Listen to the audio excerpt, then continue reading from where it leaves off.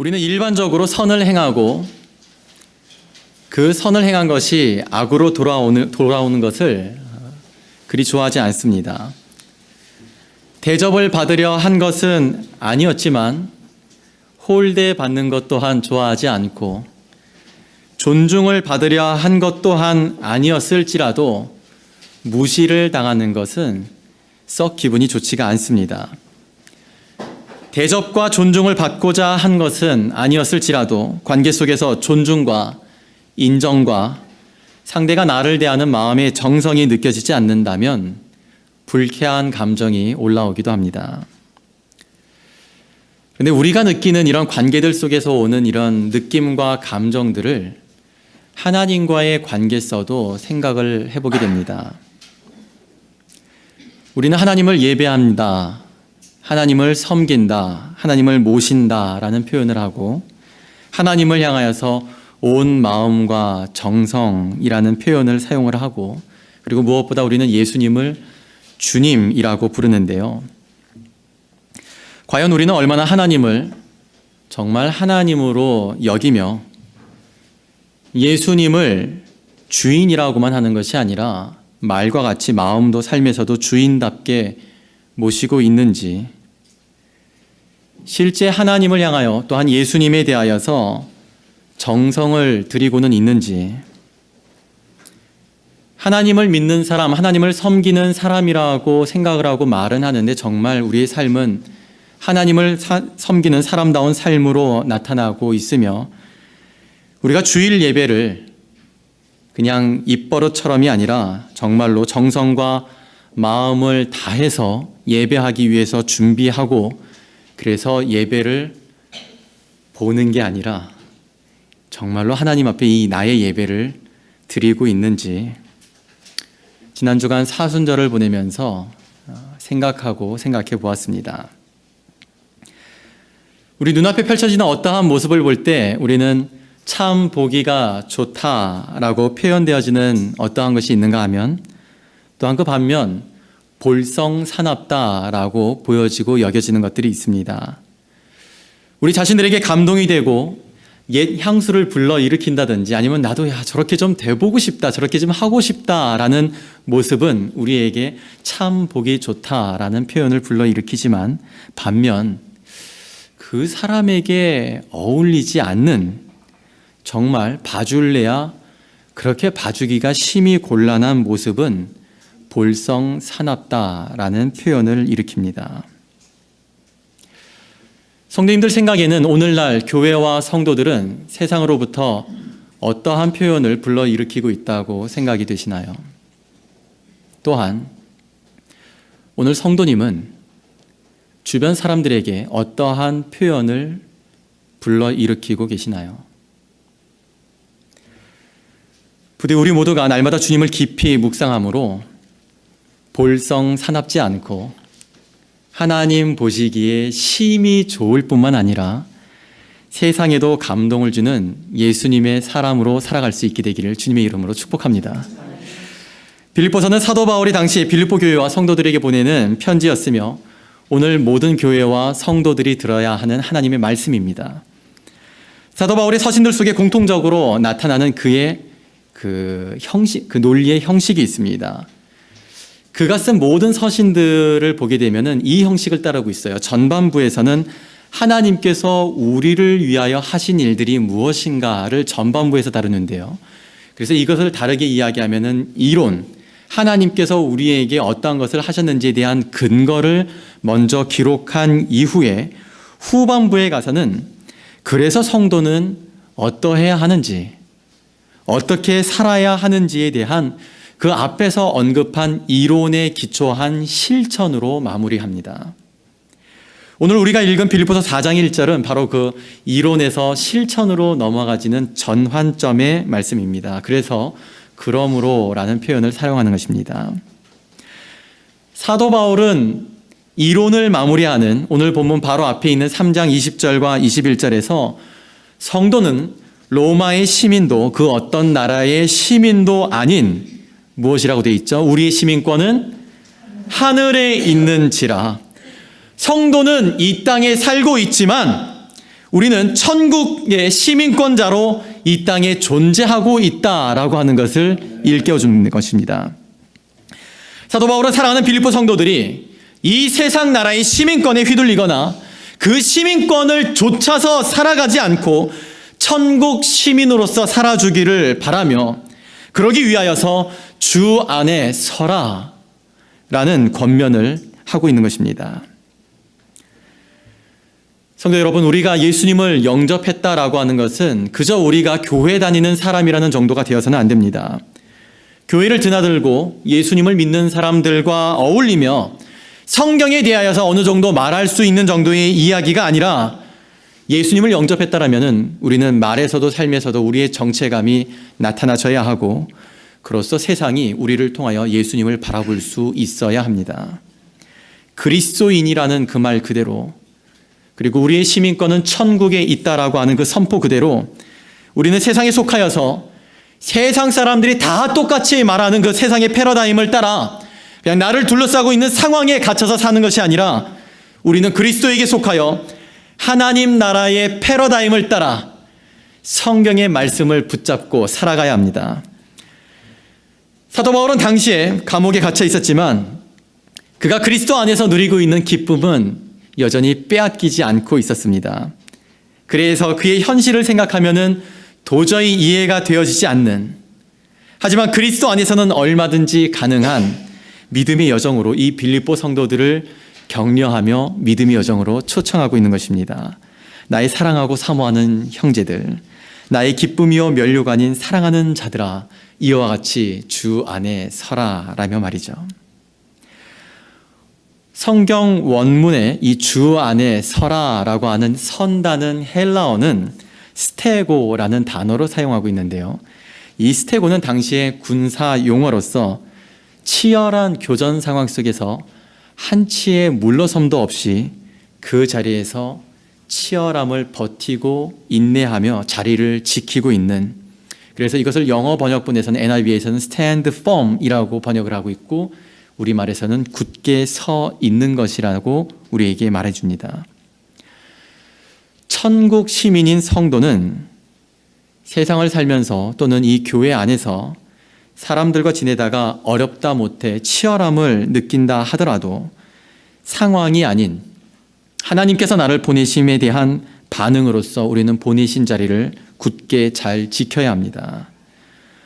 우리가 당하고 겪고 있는, 느끼고 있는 어려움의 현실이 아닌 내가 주 안에 속하였다라고 하는 그 현실을 더욱더 적극적으로 바라보고 깊이 생각하며 나를 오늘도 인도하고 있는 그 하나님께서, 주께서 나를 오늘 이곳에 여전히 보내두고 계시기에 우리는 보내신 그 자리에서 맡겨주신 사명을, 그 복음의 등불을 밝히는 사명을 우리는 감당해내야 합니다. 그런데 우리가 그때에 결코 잊어서는 안 되는 것이 있습니다. 우리가 그렇게 하나님의 일을 감당해가고 관계와 사람들 속에서 어려움과 외로움과 치열함을 겪고 있을 때, 그때에도 우리는 내 힘과 노력과 의지로 그 자리를 버티고 버티는 것이 아니라 예수님 때문에, 언제나 예수님이 되어서 살아가고 있는 삶, 참 힘들고 그만두고 다른 교회 가고 싶지만 주께서 나를 여기에 보내셨기 때문에, 주께서 나에게 그 사명을 맡겨주셨기 때문에 억울하다 할지라도 룻것, 주님 다 알고 계시죠? 참 힘든데 근데 주님 아시죠? 내가 주님 때문에 합니다. 내가 오늘도 주님 때문에 예배합니다. 내가 오늘도 주님 때문에 버팁니다. 내가 오늘도 주님 때문에 감당할 수 있어 감사합니다. 그와 같이 고백하며 예수님으로 설명해낼 수 있고 예수님으로 인하여 감사를 고백할 수 있는 그 삶이 바로 오늘 성경이 이야기하고 사도 바울이 이야기하는 주 안에 서 있는 삶입니다. 바울은 천국 시민인 그리스도인들이 살아내야 하는 주 안에 사는 삶이란 어떠한 것인지 구체적으로 오늘 본문의 2절에서 6절에 이르기까지 총 4가지로 이야기를 합니다. 천국 시민인 우리가 주 안에 서 있으려면 첫 번째, 주 안에서 한 마음을 가져야 합니다. 우리 함께 2절을 읽겠습니다. 내가 유오디아를 권하고 순두개를 권하노니 주 안에서 같은 마음을 품으라. 아멘. 우리 마음 가운데 하나의 마음이 아니라 다른 여러 가지 마음들, 두세 가지의 마음이 있게 되면 우리는 고민을 하고 갈등을 하게 됩니다. 이게 나을지 저게 나을지, 이거는 이거대로 좋은데 저거는 저거대로 나은 것 같다라고 하는 이러한 두 가지의 마음이 있게 되면은 우리는 그러한 두 가지의 하나 되지 않은 마음 때문에 우리의 마음 안에서는 고민이 되고 갈등이 됩니다. 그리고 그 갈등의 시간이 길어지다 보면은 육체마저 기진해져서 결국에는 이러한 생각과 말을 내뱉게 되죠. 모르겠다. 뭐 어떻게 되겠지. 모르겠다. 그냥 누가 하겠지. 모르겠다. 이거는 그냥 내던져 버린다는 거잖아요. 갈등이 되고 지치다 보면은 그렇게 내버려 버리게, 내일임에도 불구하고 내일이 아닌 것처럼 취급해 버리는데요. 근데 이것이 일상의 삶에서뿐만 아니라 신앙생활도 그렇습니다. 하나님의 일을 한다라고 하는 기쁜 마음으로는 시작을 했는데 시간이 흐르면서 성도들 간의 의견이 다르다 보면 슬슬 처음에 가졌었던 열정과 기쁨이 사그라들고 갈등이 피어오르게 됩니다. 그리고 그 상태가 지속이 되다 보면 마음 안에서 참고 있었던 것이 이제는 스물스물 밖으로까지 표현되게 되고 결국에는 하나님 일을 하다가 마지막에 가보면은 실족하기도, 그래서 분파되기도, 교회가 분열을 앓기도 합니다. 근데 이것이 오늘날의 얘기만이 아니라 빌립보 교회도 예외가 아니었습니다. 빌립보 교회를 아주 열심히 섬기는 두 여자 성도가 그만 서로 불화하게 되었습니다. 그런데 이것이 보다 더 심각했었던 문제는 이것이 그냥 두 여인의 일로 그친 것이 아니라 교회 리더급인 그 성도 둘이 불화하면서 그들을 둘러싸고 있었던 관계들 속에 다른 사람들도 이 이슈에 같이 연루되어서 교회가 두 사람의 불화가 이제는 교회적인 분파의 문제가 되었었고 그로써 분열을 겪게 된 것입니다. 그래서 참으로 안타깝게도 오고 가는 세기 속에 이 유오디아와 순두개라고 하는 이 두 여인의 이름이 갈등의 두 주 요인으로 기록이 될 수밖에 없었습니다. 유오디아라고 하는 그 이름의 뜻은 순조로운 여행자, 또 향기라는 뜻입니다. 그런데 순두개라는 이름은 충동적인, 우발적인이라는 뜻을 가지고 있습니다. 어떻게 생각되세요? 왜 이 두 여인이 갈등하게 되었을까요? 제가 이 질문을 하면서 생각나는 한국의 초코파이 CM송이 생각이 났습니다. 말하지 않아도 알아요. 이름을 보면은 순두기 때문일 것 같은 생각이 듭니다. 유순한 유오디아를 이 우발적이고 충동적인 순두개가 들이받아서 갈등이 촉발된 것처럼 우리는 추측을 해볼 수는 있겠지만 이것은 어디까지나 추측이고요. 실제 말씀이 기록되어 있는 것을 보면 이것이 누구 한 사람 때문에 일어난 문제가 아니라 각각 사도 바울은 각각 유오디아를 권하고 순두개를 권하노니 각각을 권한다고 하는 것을 보니까 두 사람 모두에게 일러주어야 하는 상황이었던 것입니다. 이름처럼 유오디아가 사람을 잘 다독이며 말없이 조용히 섬기는 리더였다 하더라도 사람들로부터, 교회로부터 존중받는 사람에게도 부족한 점은 있기 마련이죠. 순두개 역시 사역을 하는 데 있어서 아주 충성스럽고 열정이 넘치는 그런 사람이었었다 할지라도 그럼에도 그 사람이기에 완벽할 수는 없습니다.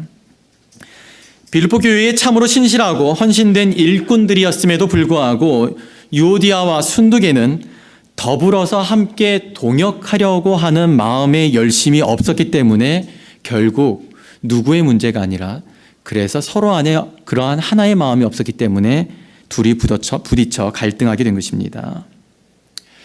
이처럼 갈등하게 된 것은 참으로 유감스럽고 안타까운 일이었지만 그럼에도 오늘 3절을 보시게 되면 사실 이 두 여인은 바울과 멍에를 같이 했다고 합니다. 이 멍에를 같이 했다라고 하는 것은 즉 하나님의 일에 동역을 했었던 사람들이라는 것입니다.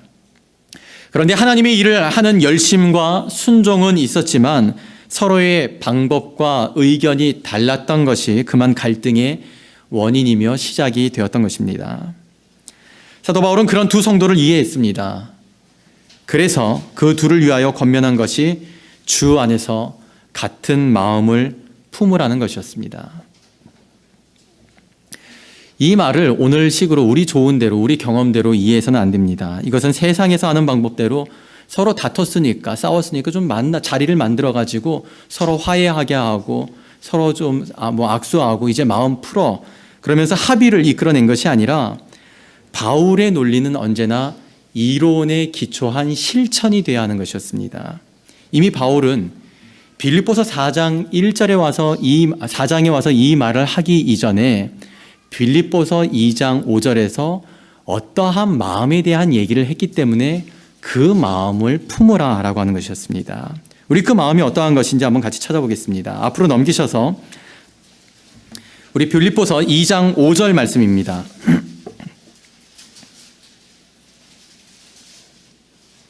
우리가 오늘 나누는 본문은 4장이고요. 앞으로 넘기셔서 빌립보서 2장 5절. 자, 어떠한 마음을 품으라고 했었는지 같이 읽겠습니다. 너희 안에 이 마음을 품으라 곧 그리스도 예수의 마음이니. 할렐루야. 믿으세요? 예수님의 마음이 내 안에 있으면 문제로 여겨질 게 없어요. 내가 어떻게 하면 도와줄 수 있을까? 내가 어떻게 하면은 저분을 좀 도와줄 수 있을까? 나만 불편하게 여기는 게 아니라 다 불편하게 아마 그 모난 부분은 다 아프고 불편하게 여길 텐데 저거를 내가 좀 어떻게 좀 커버해 드릴 수 있을까?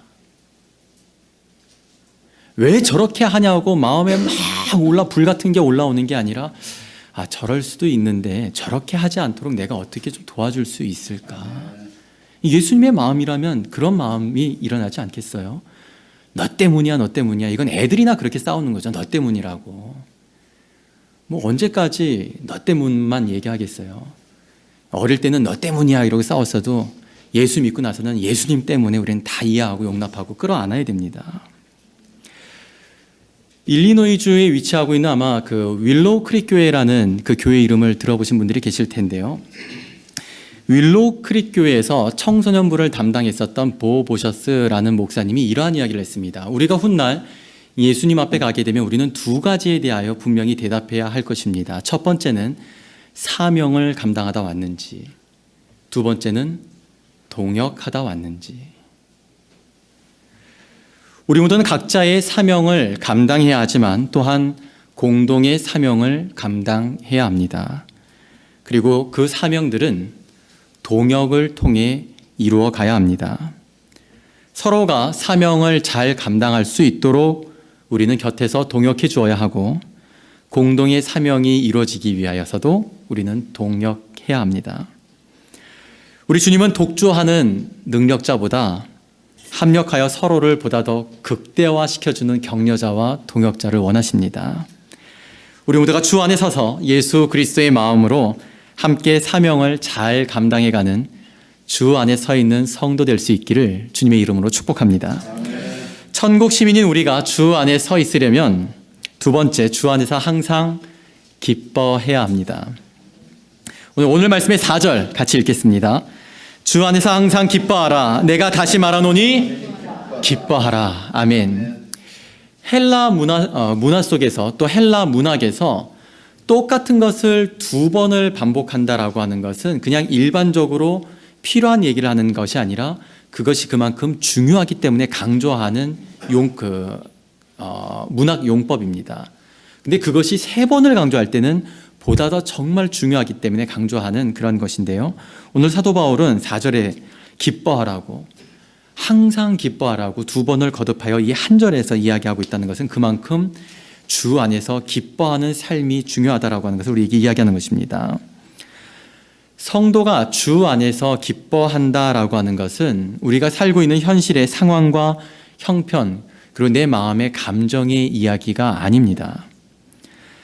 하나님은 사랑이라 하시고 예수님은 평강의 왕이라고 하시는데 그를 믿는 성도의 신앙생활 가운데에 기쁨이 없다라면 그 이유는 무엇일까요? 그것은 바로 은혜를 깨닫고 있지 못하기 때문입니다. 헬라어에서 기쁨은 카라입니다. 그리고 은혜는 카리스인데요. 카라와 카리스가 좀 비슷하게 들리지 않습니까? 이 두 말이 같은 어원을 가지고 있습니다. 카라는 기쁨, 카리스는 우리가 참 좋아하는 은혜라는 단어인데요. 이것이 같은 어원을 가지고 있는데 이것이 무슨 말인가 하냐면요. 하나님께서 태초에 사람을 만드실 때 사람은 만족하고 성취할 때의 기쁨을 느끼도록 디자인되어 있는 것이 아니라 하나님은 사람을 창조하시기를 은혜가 있을 때의 기쁨을 느끼도록 디자인하셨습니다. 은혜가 없어도 성취와 만족이 기쁨이 될 때가 있기도 하지만 그러한 기쁨은 우리가 다 경험해봐서 알지만 오래 가지 않아요. 몇 시간, 며칠. 아이가 좋은 대학을 갔을 때, 아이가 시험 성적을 잘 받아왔을 때, 좋은 직장에 갔을 때, 큰 선물을 받았을 때, 집을 샀을 때 이것이 상당히 뿌듯하고 기쁨이 굉장히 차고 넘치는 그런 자랑할 만한 그런 일이고 기쁨이 되지만은 그것이 평생 가지는 않더라는 것이죠. 사도 바울이 자신은 감옥에 갇혀 있고 빌립보 성도들은 내부적인 갈등으로 지쳐가고 있는 이 상황 속에서 현실과는 너무나도 어울리지 않는 항상 기뻐하라고 내가 다시 말하노니 기뻐하라고 선포할 수 있었던 것은 바로 주 안에서 카리스, 하나님이 예수님을 통하여 우리에게 주시는 우리에게 주신 은혜가 있기 때문입니다. 그 은혜가 어떤 것입니까? 하나님이 세상을 이처럼 사랑하사 하나님께서 독생자 하나밖에 없는 아들을 우리를 위하여 이 땅에 보내주셨고 하나밖에 없는 아들을 우리를 살리기 위하여 십자가의 그 생명을 내어주셔서 우리는 더 이상 영원히 겪어야 할 수밖에 없었던 어둠과 사망의 권세로부터 자유하게 되었습니다. 그런데 이뿐만이 아니라 예수님을 영접한 사람은 세상의 모든 사람들이 다 두려워하는 어둠과 사망의 권세를 끊고 부활하신 예수 그리스도의 생명에 연합하였기 때문에 우리는 영원히 예수님과 함께 살게 되었습니다. 그렇기 때문에 슬픔 많은 이 세상도 무엇이 되죠? 천국이 되는 것입니다. 내 영혼이 은총 입어 중한 죄짐 벗고 보니 슬픔 많은 이 세상도 천국으로 화하도다. 할렐루야 찬양하세. 내 모든 죄 사함 받고 주 예수와 동행하니 그 어디나 하늘나라. 할렐루야. 우리가 이 은혜로 인하여서 우리는 주 안에서 충분히 기뻐할 수 있는 것입니다. 이 은혜를 영원히 누리시기를 축복합니다. 부디 여러분 삶의 어떠한 중에도 우리를 구원하여 주신 예수 그리스도의 사랑과 은혜를 기억하고 깊이 생각함으로 우리 삶에 어떠한 어려움이 찾아온다 할지라도 이 사도 바울과 같이 그리고 바울이 권면하고 있는 빌립보 성도들과 같이 예수 그리스도 안에서 기쁨을 빼앗기지 않는 주 안에 서 있는 성도 되시기를 주님의 이름으로 축복합니다. 우리가 천국 시민인 우리가 주 안에 서 있으려면 세 번째, 주 안에서 모든 사람에게 관용을 나타내야 합니다. 우리 오늘 말씀의 5절 함께 읽겠습니다. 너희 관용을 모든 사람에게 알게 하라. 주께서 가까우시니라. 아멘. 관용이라고 하는 이 말을 사전에서 찾아보면 사전적 의미는 잘못을 너그럽게 품어안고 용서해 주는 것으로 규정하고 있습니다. 그런데 성경적 의미에서의 관용은 진리를 추구하며, 즉 의로우면서 또한 긍휼한 것을 뜻합니다. 이것은 예수님께서 말씀하신 그 팔복의 네 번째와 다섯 번째가 결합되어 있는 상태입니다. 그것이 바로 관용이에요. 이 네 번째와 다섯 번째, 팔복의 네 번째, 다섯 번째가 무엇인지 한번 같이 찾아보겠습니다. 마태복음 5장 6절과 7절 말씀입니다. 앞으로 쭉 넘기셔서 신약 성경의 첫 번째 책 마태복음 5장 6절과 7절입니다.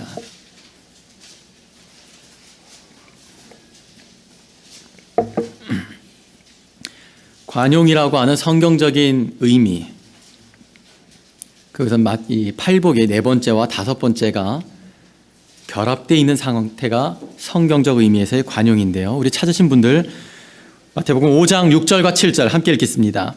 의에 줄이고 목마른 자는 복이 있나니 그들이 배부를 것이며 긍휼히 여기는 자는 복이 있나니 그들이 긍휼을 여김을 받을 것임이라. 아멘. 사람들은 의로운 게 틀리다고 생각하지 않습니다. 그런데 너무 분명해서 숨막힌다고, 인간미 없다고, 또 융통성이 없다라고 이야기를 합니다. 그와 같이 의로우면서 동시에 긍휼할 수 있는 것은 참으로 어려운 것입니다. 의라고 하는 이 뚜렷한 직선에 긍휼이라고 하는 곡선을 겸한다는 것이 불가능하게 여겨지기는 합니다만, 성경은 그 두 가지를 겸한 의로우면서 동시에 긍휼할 수 있는 그 관용을 나타내고 지니라고 말씀합니다. 우리가 의로운 것은 내 자신과 상대가 진리를 따르도록 하는데 꼭 필요한 것입니다. 하지만 동시에 뚜렷한 의를 감싸고 있는 사랑이 느껴져야 하고 계속해서 사랑으로 품는 노력이 반드시 동반되어야 합니다. 한국 사법계에 사도 법관이라 불려지는 김홍섭이라는 판사가 계셨습니다. 이분은 청렴하고 검소하였을 뿐 아니라 법에 사랑을 입히기 위하여 부단히 노력했다고 합니다. 김홍섭 판사는 판결문을 작성하고 그리고 그 판결문을 읽어 내려갈 때마다 인간으로서 같은 인간이 어떻게 상대에게 형벌을 내릴 수 있는가를 깊이 고민했고, 유죄 판결을 받게 되는 피의자들에게는 겸손히 그리고 정중히 유감을 먼저 표했다고 합니다. 저도 한계를 지닌 인간임에도 불구하고 이러한 판결을 내리게 되어 무척 송구하게 생각합니다. 판결에 불만이 있으시더라도 부디 용서해 주십시오라며 말이죠. 이와 같은 김홍섭 판사를 향하여 후배 법관들은 이분에 대하여 법복 속에 성의를 입었다라고 표현을 했고, 유죄 판결을 받게 되었었던 상당수의 사람들도 그분 앞에서는 모든 죄를 시인하고 그분을 존경하기까지 했다고 합니다. 우리가 이 땅에서 천국 시민으로 살아갈 때 하나님의 말씀을 따르는 삶이 분명하고 철저해야 합니다. 상황에 따라서 다르게 해석하고 다르게 실천해서는 안 됩니다. 그러나 예수께서 수고하고 무거운 모든 죄에 인생의 짐을 지고 있는 사람들을 향하여 골라서 말씀하시지 않고 모든 인생과 죄의 무게를 감당하고 있는 이들을 향하여 다 내게로 오라고 말씀하신 것과 같이 상대를 긍휼히 여길 수 있는 예수 그리스도의 마음이, 그 긍휼함이 우리 안에 우선되어야 합니다.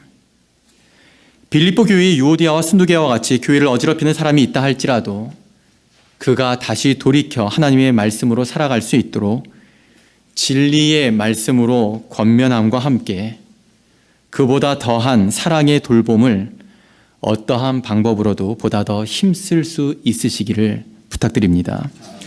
우리는 진리 안에서 자유하되 반드시 말씀으로 변화되어 세상에 감동을 주는 삶이 되어야 합니다. 이것은 우리가 교회를 잘 다니고 또한 성경에 대해서 많이 아는 것과는 비교할 수 없는 것입니다. 우리 모두가 예수님으로부터 받은 은혜를 기억하고 하나님의 뜻이 이 땅에 이루어지기 위해 철저히 말씀에 순종하지만 또한 세상과 사람을 긍휼히 여길 수 있는 예수님의 관용을 배우며 실천하는 주 안에 서 있는 성도들 되시길 주님의 이름으로 축원합니다. 천국 시민인 우리가 주 안에 서 있으려면 마지막 네 번째, 주 안에서 항상 감사하며 살아야 합니다. 우리 본문의 6절 같이 읽겠습니다. 아무것도 염려하지 말고 다만 모든 일에 기도와 간구로 너희 구할 것을 감사함으로 하나님께 아뢰라. 아멘. 우리가 삶을 살아가면서 무엇 때문에 염려를 하던가요? 죽을까 봐, 망할까봐, 뜻대로 되지 않을까봐, 실패할까봐 등 미래에 대하여 불확실하다라고 여기기 때문에 우리는 염려하게 됩니다. 그런데 우리가 염려를 하고 있다라면 먼저 우리가 돌아봐야 하는 주님과의 관계, 우리가 하나님과의 관계가 느슨해져 있기 때문에 마음이 근심하며 기도도 안 나오고 염려하게 되는 것입니다. 우리는 문제라고 생각을 하니까 염려하게 되고, 그래서 이 문제를 해결해 달라고 기도를 하게 되는데요. 그런데 주님이 그러한 우리를 볼 때는 어떠하시리라고 생각하시나요? 문제라고 여겨서 염려를 하고 그 문제를 해결해 달라고 기도하는 우리를 보는 하나님의 마음은 어떠할까요?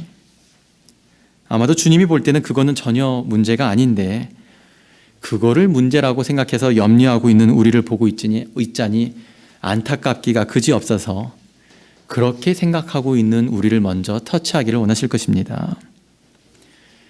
인생이 없는 것처럼 살면서 누구나 어려운 일을 겪게 됩니다.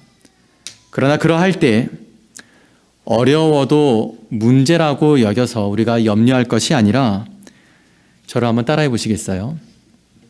기도하면 되지. 기도하면 되지. 여러분, 마음의 염려와 불안과 두려움이 찾아와서 절망이 되고 도저히 소망이 힘이 느껴지지 않을 때 여러분 자신을 향하여 선포하십시오. 기도하면 되지. 기도하면 되지 하고 말만 그렇게 하고 또 다시 근심하시는 게 아니라 기도하면 되지. 즉시 눈 감고 하나님 앞에 기도하시기를 축복합니다. 우리가 주 안에 있다라고 하는 것을 다르게 표현하면 주님이 나를 둘러싸고 있다라는 것입니다. 사람이 그토록 두려워하는 어둠과 사망의 권세를 끊고 부활하신 예수 그리스도가 나를 둘러싸고 있다라고 하는 것을 우리가 알게 된다면 힘들고 어려울 수는 있겠으나 그것이 문제가 되지는 않을 것입니다. 인내하고 버티는 데는 시간이 필요할 수는 있겠으나 그러나 그것을 내가 염려하고 있다라면은 우리가 말하는 것처럼 그것은 주제 넘는 것이 되고 말 것입니다. 우리의 경험을 기억해 보면 염려하게 되면 기도가 잘 되지 않죠. 그래도 좀 기도 좀 해보겠다고 눈은 감고 기도는 시작을 했는데 어느 순간 보니까 기도는 안 하고 또다시 문제를 묵상하고 있는데요. 그와 같이 기도도 안 되고 눈을 감고서도 문제를 묵상하고 있다면 그것은 시간 낭비밖에 되지 않습니다. 여러분의 마음 안에, 생각 안에, 여러분의 믿음 안에 기도가 사라지고 기도가 안 나온다라고 푸념을 하고 있게 된다면 그것은 하나님이 주는 생각이 아닙니다. 그렇게 합리화시키고 있는 것은 하나님에 대한 불신을 습관들이는 마귀의 생각입니다. 기도는 내가 만족하기 위해서 하는 것이 아니라 하나님이 나를 만지시도록 나를 내어드리는 것입니다. 그래서 기도하면 확실히 변하는 게 있습니다. 기도하는 당사자가 변해요. 문제는 그대로 있을 수 있는데 문제를 보는 내 마음과 생각이 달라지니까 조금 전까진 문제였는데 이제는 괜찮은 거예요. 저 문제 때문에 저걸 어떻게 하나 하던 게 이제는 기도가 되고 소망이 내 안에 있으니까 어떻게 하면은 도와줄 수 있을까? 어떻게 하면 저게 해결될 수 있을까? 지금 해결이 안 돼도 주님께서 원하시는 때에 반드시 되겠지라는 확신이 생기는 것입니다. 성도는 두 개의 시간을 동시에 살고 있습니다. 지난 설교에서도 제가 말씀을 드렸는데요. 크로노스라고 하는 세상의 시간과 카이로스라고 하는 하나님이 예수님을 통하여 이루어 놓으신 시간을 우리는 동시에 살고 있는 것입니다. 아마 이 자리에 계신 분들은 모두 다 2002년에 한일 월드컵을 다들 기억하실 텐데요. 16강 경기가 어느 나라와 있었는지 기억하세요? 축구 강호 이탈리아와 있었습니다. 이탈리아와 16강 경기를 치르는데 정말 이 축구를 잘하는 나라답게 시작되자마자 전반 18분경에 비에리라고 하는 선수가 먼저 선취골을 넣었습니다. 그렇게 열심히 또 경기를 했음에도 전반은 동점골 없이 끝나고 이제 후반이 거의 다 마무리되어 갈 때 사람들은 골찬스가 막힐 때마다 상당히 안타까워했었고 그리고 시간이 이제 종료 시간으로 가까워지자 이대로 지는 것은 아닌가, 한국 축구의 그 신화가 이대로 이제 침몰하는 것은 아닌가 초조했었습니다. 근데 경기 종료 바로 3분 전에 반전이 시작되었습니다. 설기현 선수가 동점골을 뽑아내면서 연장전을 하게 되었고, 연장전에서 안정환 선수의 이 반지의 키스 기억하세요? 예. 그 올려진 공을 점프해서 뒷머리를 스치면서 들어가는 헤딩골을 안정환 선수가 이뤄내면서 역전골로 16강을 축구 강호 이탈리아를 꺾고 8강으로 진출하는 대역사를 이룰 수가 있었습니다. 이 본 경기 이후에 각 방송사에서는 이 경기를 재방송을 하고 광고에서도 하이라이트로 그 반지의 키스와 함께 마지막에 또 결승골이 들어가는 것을 방송하게 했었는데요. 근데 본방송과는 다르게 재방송을 볼 때는 마음이 어땠을까요? 근 90분 동안 동점골이 터지지 않는 것 때문에 졌다고 생각을 하거나 안타깝거나 초조하지 않았습니다. 왜일까요? 그 경기가 이미 이긴 경기라고 하는 것을 알고 있기 때문입니다.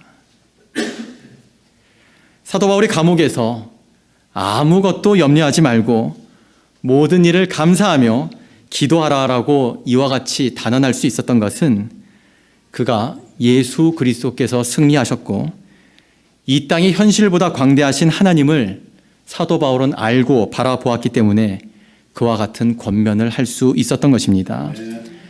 하나님이 왜라고 말하기보다 부디 하나님과 잘 통하는 관계를 이루어 세상을 이기신 그리스도 안에서 평안하며 하나님의 뜻이 이루어지기 위해 모든 형편을 허락하시는 하나님께 감사하고 기도하는 주 안에 서 있는 성도 되시기를 주님의 이름으로 축복합니다. 300라는 이 300이라고 하는 영화가 있습니다. 그 영화의 장면 가운데에 페르시아 군대가 단 300명밖에 되지 않는 이 스파르타의 정예군을 도저히 뚫지 못하자 계곡 사이 아래쪽에 모여있는 그 스파르타의 300명의 정예군을 향하여 양쪽 계곡 위쪽에서 화살을 정말 소낙비처럼 쏟아 내리게 됩니다. 그와 같이 공격을 해올 것을 알고는 이 계곡 아래에 있었던 300명의 용사들은 가지고 있었던 방패를 전부 다 모아서 사방과 머리 위를 마치 보호막처럼 만들어서 들었습니다. 그리고 이윽고 방패에 화살이 마치 큰 우박처럼 우두두두두 떨어지고 있는데 조금의 시간이 지나자 방패 안에 엎드리고 있었던 스파르타 군사들의 여기저기서 낄낄거리는 웃음소리가 번져 나오기 시작합니다. 그들은 방패 안에 있으면 상하지도 죽지도 않는다고 하는 것을 잘 알고 있었기 때문에 치열한 교전 상황에 전혀 어울리지 않는 평안과 웃음을 나눌 수가 있었던 것입니다. 천국 시민권자인 우리 성도들이 그리스도 안에 서 있게 되면 하나님의 평강이 우리를 지킨다는 사실을 성도님들 꼭 기억해 주시기를 부탁드립니다. 평강의 방패 안에 있는 우리는 방패 그 밖의 상황에 대해서 그렇게 심각하게 생각을 하거나 염려해야 할 필요가 없습니다. 그냥 그 안에서 우리는 평안하고 우리 안에 있는 웃음을 함께 나누면 되는 것입니다. 오늘 말씀에 기록된 대로 항상 그리고 모든 또한 아무것도 라고 표현이 되어 있는 이 초극대화되어 있는 이 믿음을 갖게 되는 것은 오랜 세월을 예수님을 믿었다라고 해서 또한 오랜 시간을 기도하고 금식을 하는 등 수련과 수양과 믿어왔던 세월로 이르는 경지가 아닙니다. 그리스도인이라는 말 그대로 in Christ, 그리스도 안에 서 있을 때 비로소 이와 같은 것들이 이루어질 수 있게 됩니다. 제가 사랑하고 그리고 사모하는 저의 기쁨이며 면류관이 되는 우리 그레이스 뉴욕교회 성도 여러분, 우리가 주 안에 서 있게 되면 우리는 주님의 마음을 품게 됩니다.